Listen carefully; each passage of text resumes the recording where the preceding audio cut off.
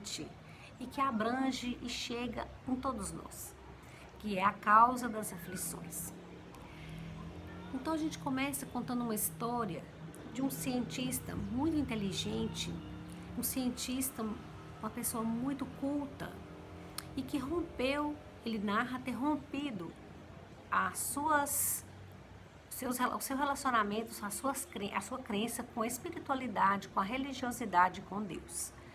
Ele passou por uma situação muito dolorosa, que trouxe muito sofrimento para sua alma, que trouxe muita dor. Então ele acreditava que aquilo ali, que Deus, que a religião não explica a dor. Que Deus, se ele realmente existisse, ele não poderia permitir que tamanha dor acometesse certas criaturas. Que a pessoa que estava passando por um sofrimento que não se julgava merecedor. Então que Deus não poderia permitir isso. Eu acho que esta é a grande pergunta da humanidade.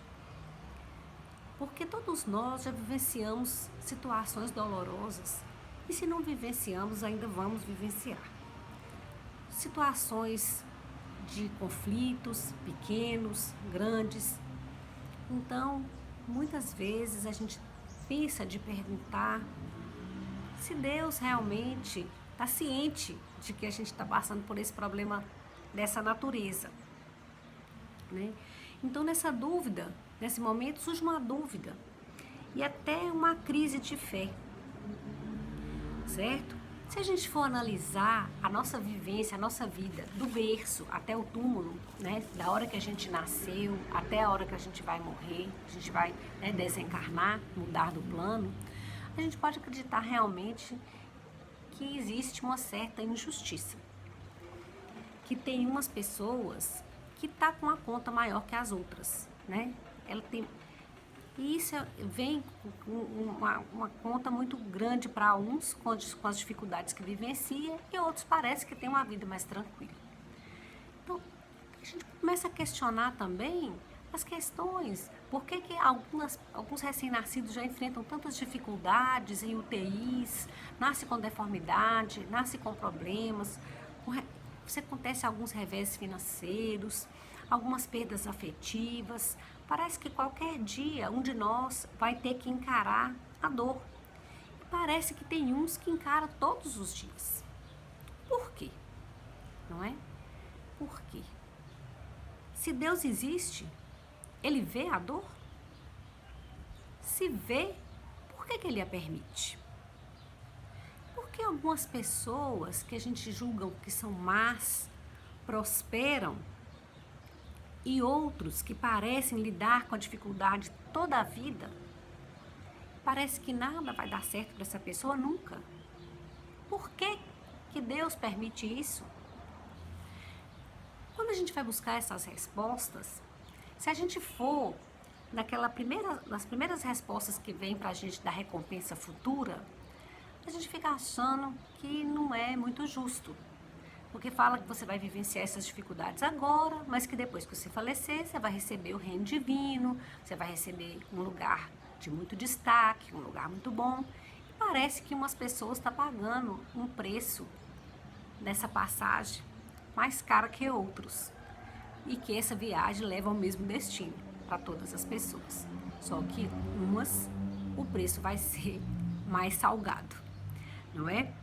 Então, em 1857, veio para nós o Consolador Prometido, que é o Espiritismo, para esclarecer e mostrar que nós não estamos sozinhos, que a espiritualidade está do nosso lado, que nós estamos sendo amparados por amigos muito queridos, que estão do outro lado, torcendo para que a gente consiga vencer essas dificuldades. Que Deus, nosso Pai, não nos desampara nunca. Por isso que Ele coloca para nós o Espiritismo como esse Consolador Prometido, que é um consolo para os nossos corações. Sabermos que estamos passando por todas essas dificuldades, mas que não estamos sós. E que a gente precisa lidar com isso para o nosso próprio crescimento, né?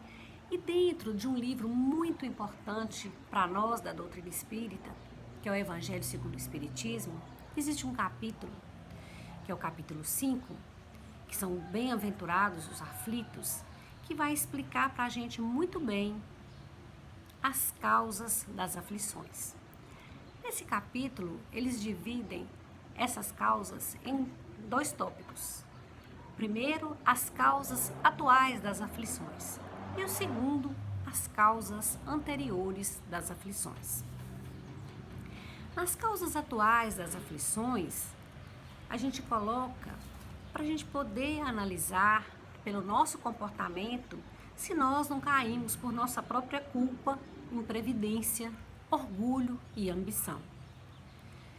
Quantas doenças são geradas por excessos de toda ordem?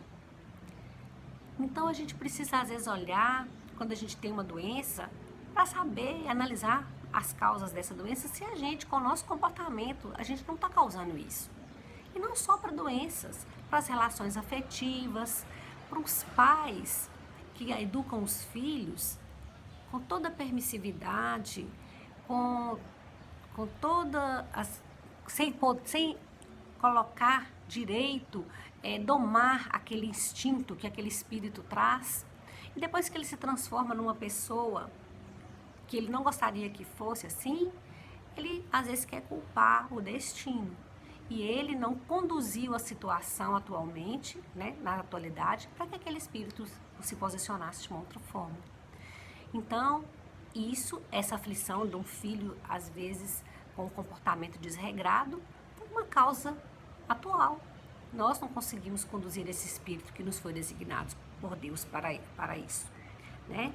Então, o homem vai evitar essas causas, esse sofrimento causado por isso, quanto mais ele tiver um adiantamento moral e intelectual.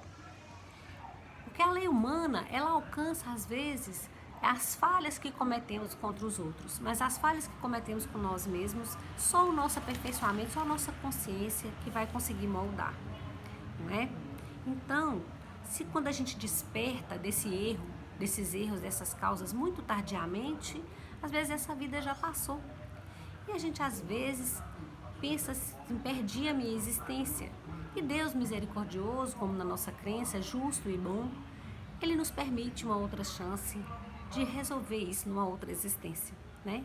Então, por isso, vem as causas anteriores das aflições, que é o segundo tópico, que são causas, né, realmente, quando você vê uma perda de ente querido, mas que você não teve como fazer nada, um acidente que não se pôde evitar, né? Um flagelo natural, uma doença de nascença, uma deformidade. Por que, se não fizeram nada nessa vida para merecer essa deficiência, por que então que a pessoa nasce assim? Não é? Por que uns morrem em tão tenra idade, e sendo que outros têm uma existência de quase 100 anos, né? Isso também seria uma injustiça divina, se você fosse analisar desse lado, porque uns têm muito mais oportunidade, outros têm muito menos oportunidade na vida, nascem com muito mais dificuldade. Então a gente precisa de acreditar numa colocação, numa vida futura, numa vida passada, uma vida passada, porque a gente também causou isso em nós. Somos seres imortais. O nosso espírito, ele vivencia várias existências. A gente está aqui hoje nesse corpo de carne, mas a gente vivenciou outras vidas. Então, é como se fosse um seriado. E cada vida nossa é um episódio. E nesse episódio, de cada um, a gente gera erros que precisamos sanar. Enquanto existir uma única deformidade no nosso caráter, um único erro, a gente vai ter que pagar por ele. A gente vai ter que vivenciar essa dor de uma forma que a gente aprenda com aquele erro nosso. Por isso essas causas anteriores das aflições, né? A nossa vida é como se fosse um celeiro de colheitas. A gente colhe aquilo que a gente está plantando. Então, se eu planto hoje, colho hoje. Mas às vezes plantei ontem e meu espírito é imortal. Eu já vivi outra vida, eu já vivi outras vidas. Talvez uma dificuldade que a gente está colocando hoje, fomos preparados muitas encarnações para estar vivenciando um problema tão profundo. Às vezes a gente não está dando conta de vivenciar aquilo daquela forma, né? Então, a gente só entende a dor se a gente acreditar na reencarnação. Por isso, no Livro dos Espíritos, tem um capítulo sobre as leis morais, onde diz que toda imperfeição vai gerar um sofrimento. Toda deficiência moral gera angústia e provação. Então, as causas da nossa dificuldade estão na nossa intimidade. A nossa impaciência, o nosso orgulho, a nossa violência, os nossos vícios. Nós geramos as nossas aflições. As causas das nossas aflições estão na nossa intimidade. Precisamos trabalhar os nossos defeitos para que nós consigamos vivenciar isso e vencer esses conflitos, né? Então, o Espiritismo nos propõe uma melhora dos nossos valores morais e espirituais para pacificarmos os nossos corações e vivermos com sabedoria. Quando eu vivenciar um sofrimento, eu devo perguntar, né? Qual é o meu caráter e a minha formação moral? Quanto que ela contribuiu para isso que eu estou vivendo, para essa dificuldade que eu estou vivendo, para este sofrimento, né? Então, se a gente olhar que às vezes a pessoa é uma pessoa que é desatenta a isso, ela vai vivenciando e sempre colocando a culpa em Deus. Que Deus não olhou por mim, eu sou um infeliz, eu não estou conseguindo fazer as coisas porque todo mundo consegue e eu não consigo, né? Se todo efeito tem uma causa, essas misérias que a gente vive devem ter uma causa também. Se a gente admite um Deus justo e bom, ele deve ter uma causa anterior. Se essa causa não foi hoje, ela tem que ter sido em algum outro dia. E se Deus não erra conosco, eu realmente estou merecendo viver isso que eu estou vivendo, de alguma forma. Porque você pode olhar que há males que a pessoa em nada contribuiu para estar vivendo. Pode ser uma doença, pode ser um revés financeiro. Por mais que ela tenha se preparado, que ela tenha tentado, mesmo assim acontece, porque está na pauta reencarnatória dela vivenciar essa aflição. Então, nós não somos uma vida, né? Nós não somos uma existência. Como que a gente poderia explicar as simpatias e as antipatias que existem de umas pessoas para as outras? Como que a gente pode explicar um dom que a gente nasce com ele? A pessoa às vezes consegue tocar um instrumento que ela nunca viu. Ela está tendo ali impresso no espírito uma lembrança de uma outra vida que ela vivenciou, que ela viveu, né? Nossa vida, então, vai passando assim de existência em existência, de crescimento em crescimento, para a gente poder estar aí vivenciando isso. A gente às vezes olha uma criança de 2 anos de idade, a gente fala, nossa, coitada, tá passando por tanta dificuldade, ela nasce com tanto problema e ela só tem 2 anos. A gente está enxergando aquela criança nessa existência. A gente não pode esquecer que ela é um espírito imortal, que ela está vivendo aquela dificuldade como um ser milenar e já viveu muitos e muitos anos, né? Então a gente pode entender que ela está tendo ali uma bênção de estar vivenciando um problema para se melhorar espiritualmente. A gente acredita que todo dia existe gente que sai de casa para fazer o mal para alguém. O mal existe, mas não existe o injustiçado. Se a gente está vivenciando aquele mal, se a gente está vivendo, fazendo parte daquele mal, é porque de alguma forma a gente precisa passar por ele.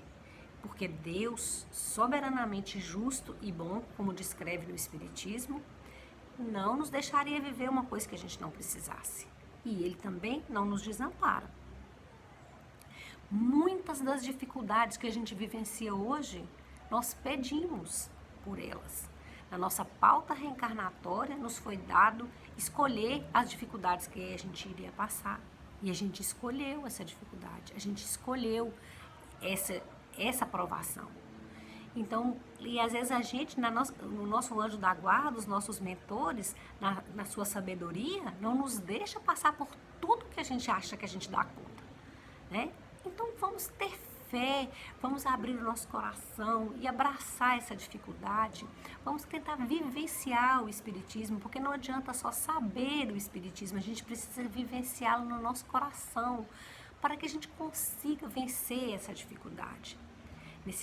Nesses tempos tão difíceis que estamos vivendo hoje, de pandemias, de isolamentos, a gente está tendo uma oportunidade ímpar de relacionar com as pessoas que nos foram colocadas nessa encarnação. A gente está tendo uma oportunidade, o tempo que a gente tanto reclamou, para poder analisar os nossos defeitos, analisar o nosso coração, analisar o que a gente precisa fazer para nos melhorar, qual vai ser o ganho que eu vou ter para minha existência não passar em vão, né? A gente precisa de vivenciar isso no coração, a gente precisa de um consolo, a gente precisa de força, a gente precisa de coragem. E em alguns casos, a gente somente a prece vai nos conseguir aliviar um pouco os nossos problemas. Então, a gente precisa entender que a dor é o supremo exercício da fé. A dificuldade que a gente vivencia é a gente exercitar a fé que a gente tem em Deus. A gente precisa confiar de que as coisas vão dar certo, que as coisas estão aí para serem vividas. Que há um propósito para todo sofrimento, que a gente não está vivenciando isso em vão, que a gente não está vivendo uma dificuldade em vão. Que isso tem um propósito, um porquê, né? Um porquê, que a gente está buscando um porquê. Que nada do que a gente está vivendo, da nossa aflição, na nossa vida, é para sempre. Nada, nem a alegria, nem a tristeza. Estamos num mundo de prova e expiação, onde que teremos que vivenciar dores e alegrias. Não é um mundo de alegria. O que a gente vive aqui é momentâneo. Nada que a gente vivencia é para sempre. Tudo tem um fim. Se a gente acreditar nisso, que a gente não está desamparado e que nada é para sempre, as nossas aflições vão ser somente exercícios para o nosso crescimento. E a gente tem que saber que fé não é acreditar, porque senão a gente não brigava com Deus quando a gente tivesse alguma dificuldade. A gente tem que entender que fé é confiar, fé é confiança. E é isso que o Espiritismo nos dá, uma fé raciocinada. Sabemos que existe uma razão, existe uma lei divina. Entregar na mão de Deus. Isso é uma religião de verdade. O resto é treino. Tem uma história muito interessante de uma criança, de uma menininha de 6 anos que estava no aeroporto, pegou um avião sozinha e que durante o voo, ela brincando ali com o seu laptop, durante o voo passaram por uma turbulência muito forte. E o avião tremeu muito, todas as pessoas que estavam à sua volta desesperaram e ela muito tranquila, continuou tranquila e tudo. Depois que passou, uma senhora do seu lado perguntou para ela: mas você não teve medo? Aí ela responde: não, porque meu pai é o piloto. Então, se a gente acreditar que o nosso pai, que é o piloto, que Deus está vivenciando isso na nossa vida, que é Deus que está nos dando isso, que está dirigindo a nossa vida, a gente vai entender que a gente está passando por aquela turbulência, mas que ela vai passar.